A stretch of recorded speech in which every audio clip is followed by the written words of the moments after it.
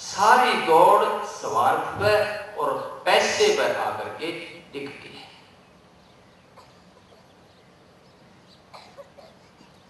Karl Marx एक philosopher हुए हैं जर्मनी के, जिन्होंने नास्तिकता का सिद्धांत दिया था।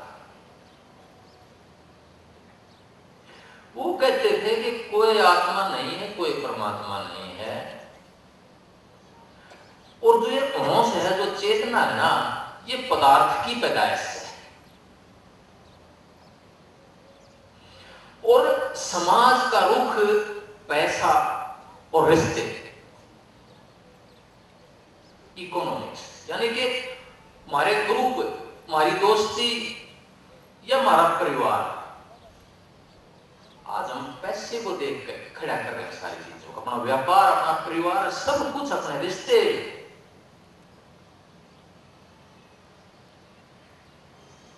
कहां सुनते हैं आत्मा की, कहां सुनते हैं अंदर की आवाज को? तो मैं कहता हूं कि हम 90% से ज्यादा आज कार्ल मार्क्स के सिद्धांत को कार्य रूप में फॉलो कर रहे हैं, उसको उस पर चल रहे हैं।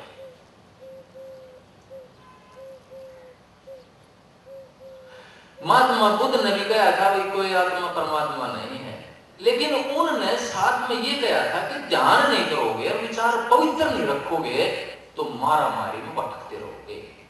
कम से कम ध्यान की, समाधि की बात बोल रही है, पवित्र विचारों की बात बोल रही है। महात्मा बुद्ध से पूछने लगे कि हाँ जी आत्मा है, परमात्मा है। वो कहने लगे भाई गरीब आदमी जो दुखी है, उसने रोटी नहीं मिलती, या एक घायल आदमी किसी ने तीर लाग गया, तीर मार दिया, जा रहा है जंगल में, और कोई शिकारी आ गया, वो तीर मार रहा था किसी पशु पर, उस आदमी का, गरीब आदमी पर लग गया, या गरीब आदमी दुख में पड़ा हुआ चिल्ला रहा है,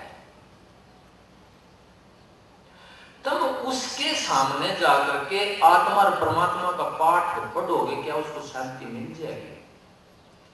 उसकी चोट लग गई, खून बहने लग रहा है, बीमार है, सबसे पहले उठाओ और उसकी मरहम पट्टी करवाओ। और उसने छोड़ करके आप बाहर निकल जाते हैं, किसने तीर मारा है, किसने इसका नुकसान कराया है, उसका कोई अर्थ नहीं है।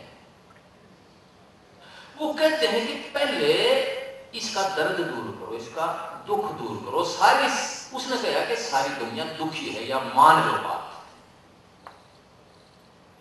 कोई अमीर है, कोई गरीब है, कोई राजा है, कोई प्रजा है। वो कहने लगे कि सबको दुख है, दुखी। सुखी है तो वो है जो इन चीजों की आसक्ति से दूर हट गया,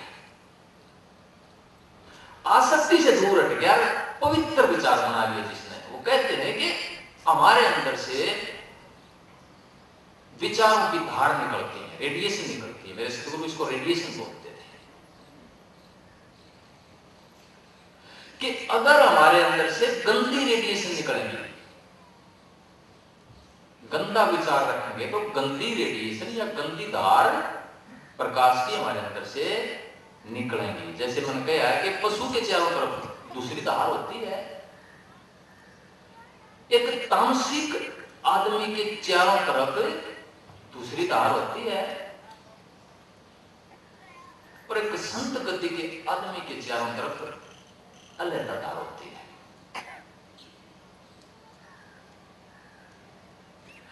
तो जैसे आदमी के चारों तरफ धार होगी, उसका काम, उसका व्यवहार उसी तरह का हो जाएगा। तो महात्मा बुद्ध कहते हैं कि अगर आप, स्वामी विवेकानंद भी यही बोलते हैं कि आपके अंदर से गलत धार निकलेगी तो आपके साथ गलत आदमियों का कुदरती खिंचाव आपकी तरफ बढ़ने लग जाएगा। अगर शिवलाल जी, फकीर चंद जी महाराज बोलते हैं कि घर से गलत विचार लेकर के जब भी निकलोगे, घर से बाहर निकलते गलत आदमी से आपका टकराव हो जाएगा, मेल हो जाएगा आपका, खींच लोगे आप, क्योंकि आप उस चीज की मांग कर रहे हैं। जो आदमी सतोगुणी होकर के चलता है उसकी तरफ कुदरती सतोगुणी आदमी खींच कर आने लग जाते हैं, मेड़ बढ़ने लग जाता है, वो सफेर बढ़ने लग जाता है, वो बरकत की धार बोलता हूं उसको। एक होती है टोटे की धार, जिसको काल की धार बोलेंगे, एक होती है दयाल की धार, जिसको बरकत की धार बोलेंगे। इस सृष्टि में दोनों मौजूद हैं। क्यों? क्योंकि जब हम इंद्रियों के साथ जब हमारा मन जुड़ जाता है तो वो मन की धार इंद्रियों में आ जाती है, भोग में आ जाती है, काम वासना में आ जाती है, आसक्ति में आ जाती है। और जब वो धार पवित्र हो जाती है, यानी कि पवित्र विचार करके आप सत्संग में आए हुए हैं, अब अच्छी बात सोचते हैं, दूसरों का भला सोचते हैं, तो वो ये मन ऊपर की तरफ चढ़ने लग जाता है, प्रकाश में जाने लग जाता है, अनंत नाद सुनने लग जाता है, अंतर में सतगुरु के दर्शन करने लग जाता है, अंदर में महात्माओं के दर्शन होने लग जाते हैं। तो वो ये मन जो अगर नीचे की तरफ चला गया तो जिस्मानी बन जाता है, वो ये मन जब ऊपर की तरफ चलता है, पवित्रता की तरफ चलता है, जैसे पानी हल्का होकर उड़ता है ना, जो शुद्ध पानी होता है वो गर्मी लेकर के आकाश में उड़ जाता है, जो गंदा होता है ना वो नीचे रह जाता है।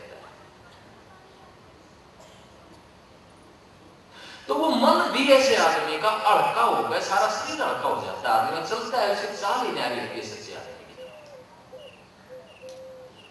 खोट करके नीचे नजर कुदरती हो जाती है। जो आदमी कदे भी जिंदगी में सामने आता है तो नजर नीचे हो जाती है।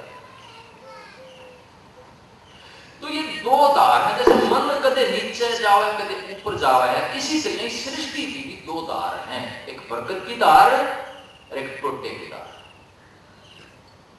एक काल की धार और एक दयाल की धार। तो अगर हमने बरकत की दिशा में जाना है तो अच्छे आदमी के साथ अच्छा विचार कुदरती हमने रखना पड़ेगा, और आपका दिलों के ऊपर राज करके आपको आगे बढ़ना होगा। कोई आदमी स्वार्थी होता है, नालायक होता है, उसको तो आप अपने काम में साझे में नहीं रखना चाहते कि ना यू आदमी धोखा देगा, इसने नहीं मिला लेना अपने काम में। और जो आदमी सुच्चा होता है, मेहनती होता है, ईमानदार होता है, नौकन कह रहा यू कर्मा का आदमी, इसने ना छोड़ी इसने ले ली, सारा काम नहीं सोचो कि सारा किसे पर छोड़ते हैं। तो कुदरती एक मेड़ होता चला जाता है अच्छे आदमी का, अच्छे आदमी में बैठक होती चली जाती है, उसका विस्तार होता चला जाता है। और जो आदमी भिखारियों की तरह चलता है उसका विस्तार सिकुड़ता चला जाता है, उसकी आगे औलाद, उसकी आगे प्रणाली सीमित होते चले जाते हैं, क्योंकि वो परमात्मा असीमित है, उसका फलाव अनंत है। अगर उसके अंदर, उस परम सुख के अंदर जो भाई ने शब्द में गाया